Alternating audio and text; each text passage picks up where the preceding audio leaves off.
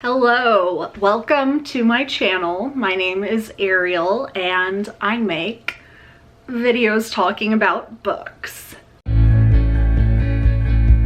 Today we're going to talk about how to read classics when you are a dummy.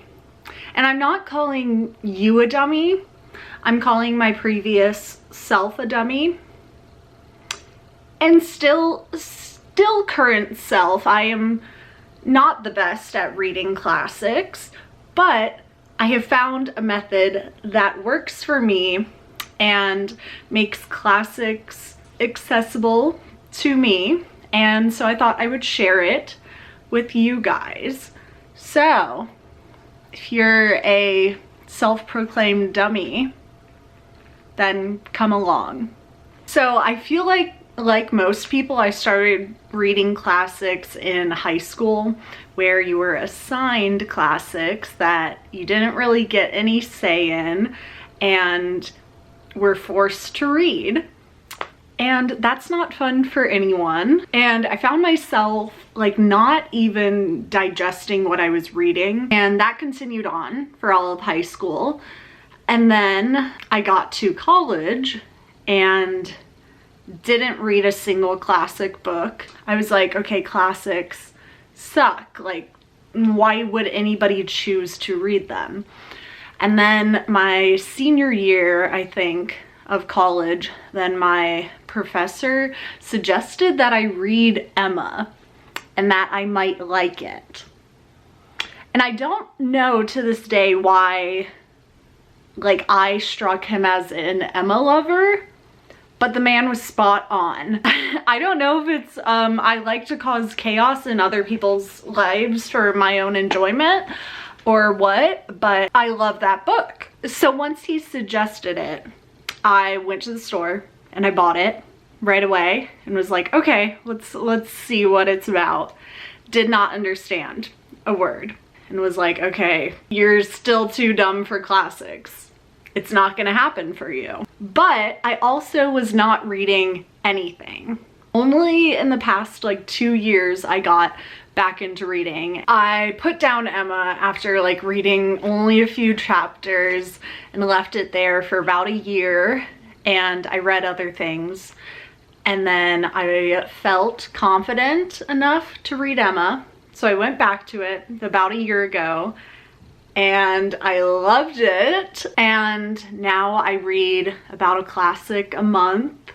I enjoy it. Some of my favorite books are classics. It was a total 180 for me.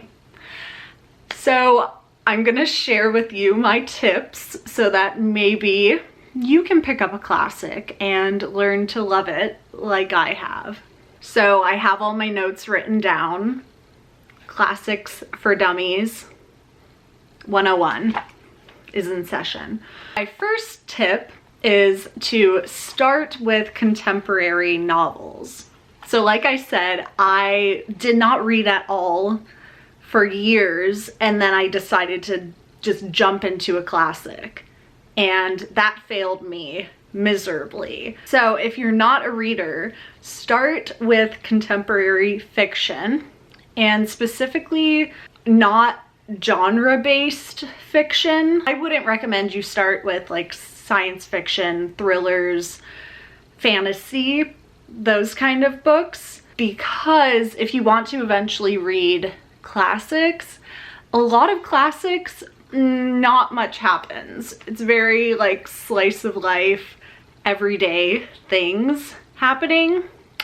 So if you're used to reading thrillers and having action around every corner and these crazy situations happening, you're going to be searching for that in the classic, and you're never going to find it, and you're going to be confused about what you're reading and if you're reading it correctly, because nothing seems to be happening, and B, you're going to be bored. And that was also my problem at the beginning.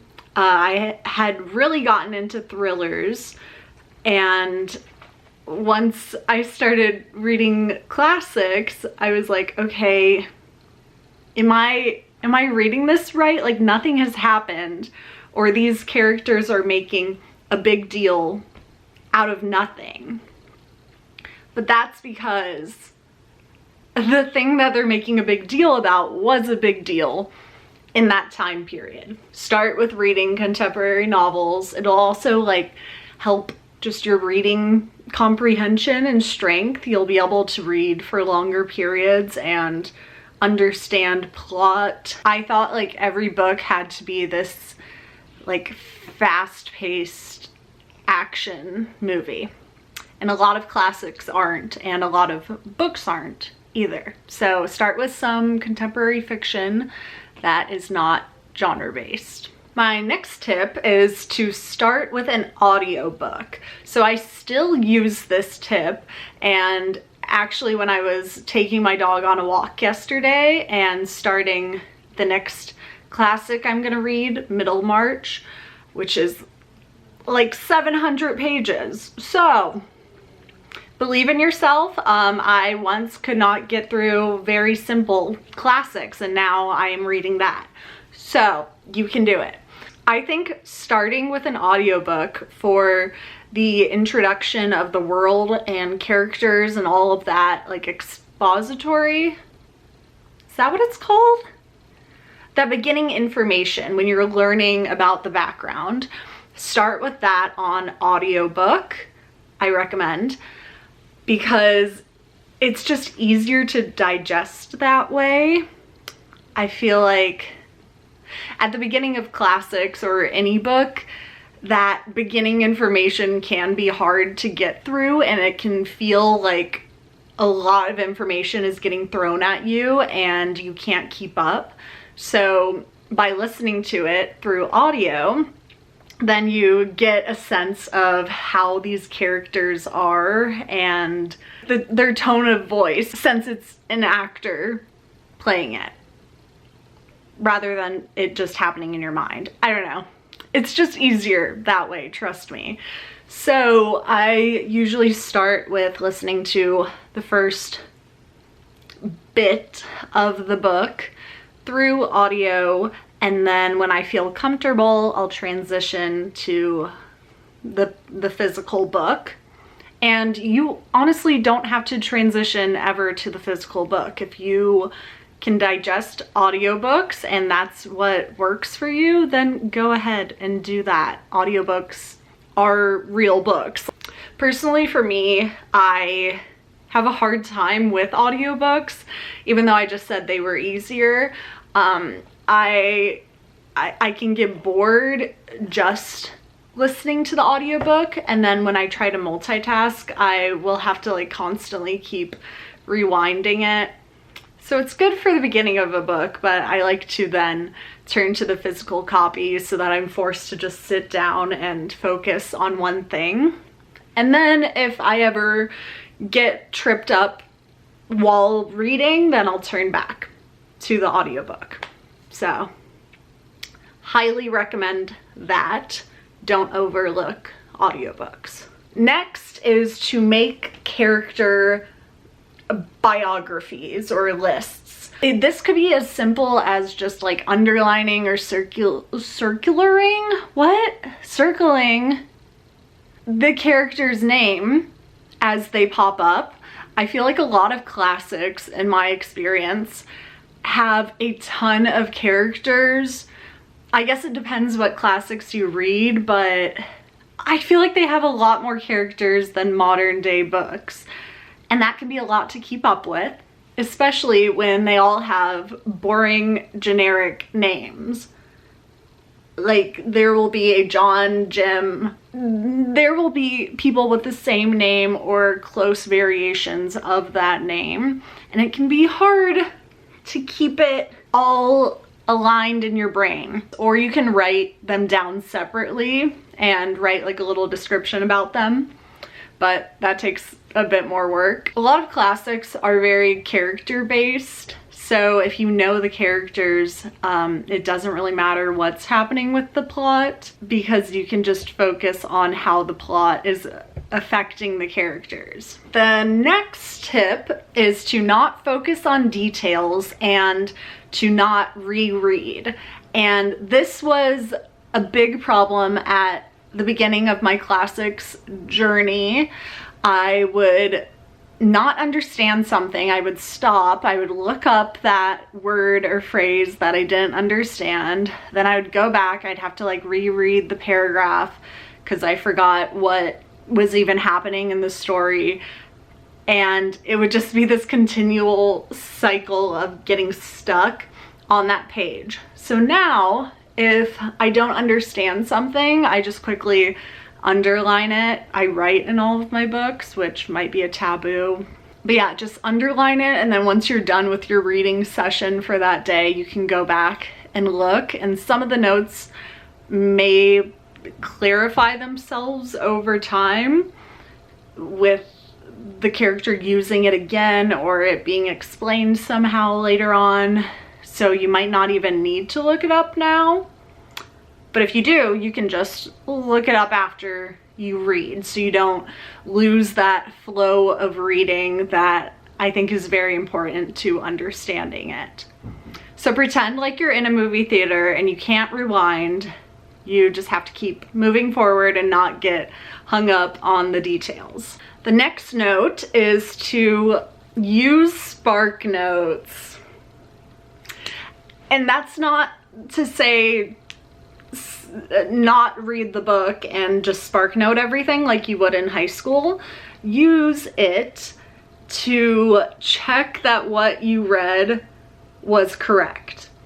I did this a lot at the beginning. I don't do it so much anymore, but if you read a chapter and you think you know what you read, but maybe there's a part that you skimmed over because we don't reread, and you want to just clarify that what you think you read is what actually happened, then go to Spark Notes and chapter summaries and look up what happened, and it'll all click in your mind and you can continue to read forward. My next tip is to find the books that you like and stick to that genre or time or place that it's written when you want to reach for new classics. So with reading, I am not a DNFer.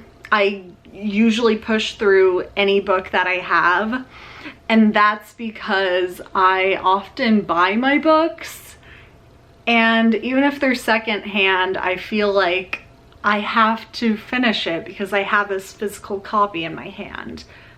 But with classics, you can either find them at the library pretty easily because there are so many copies of it out in the world, or you can find it at a thrift store for $1 or $2. So not finishing it won't break the bank. So don't be afraid to DNF a book that you don't like and read something you do. And once you find that thing that you like reading in classics, then stick with it for a while. Stick with maybe that time period or the type of genre or the author and authors like them. So for instance, I like a lot of 1800s novels about women that were feminist at the time. Since I know that, I'm not gonna pick up The Hobbit just because it's popular and something that like a book lover should read.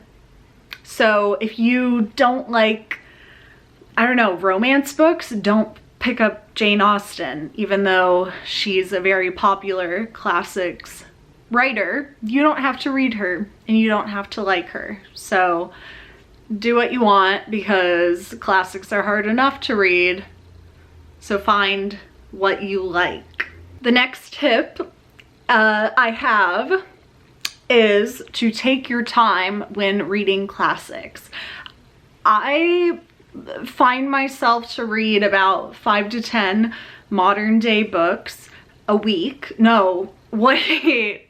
What? That would be insane. A month. 5 to 10 books a month. But I can't say the same for classics. I read about 1, maybe 2 if I'm lucky, classics a month. And that is totally fine. And so with classics, personally, I think a lot more reading them. I have a lot more reader questions and I analyze them deeper and look into the history of the time and think about what their actions, the characters' actions, mean for that time, how they're like subversive back in the day.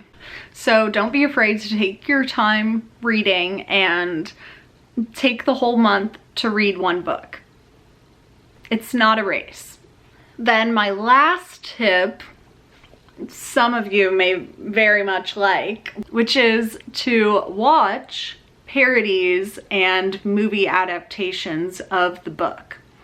So I like watching parodies before I read the book because they're like loosely based on the book and the characters, so you get an idea of the world and what the characters are like and if you'll like the story, but you don't know all the specifics because it's a parody, an adaptation. So I'm about to run out of battery.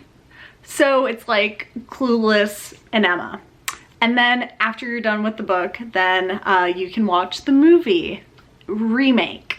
So those are my tips. I'm gonna finish really quickly because it's about to die. But yeah, I hope you liked the video and let me know if these tips work for you, and maybe I'll think of some more and make a part 2. So thank you.